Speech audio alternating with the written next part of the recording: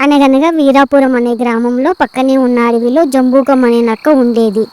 ఆ నక్క భార్య కడుపుతో ఉంది. ఆ నక్క, మామ, నాకు ఒంట్లో ఏమీ బాగోలేదు మామ, నోరంతా చేదుగా ఉంది, ఏమైనా తినాలని ఉందా చెప్పు, ఇప్పుడే అడవికి వెళ్ళి తెస్తాను అని అడిగింది నక్క.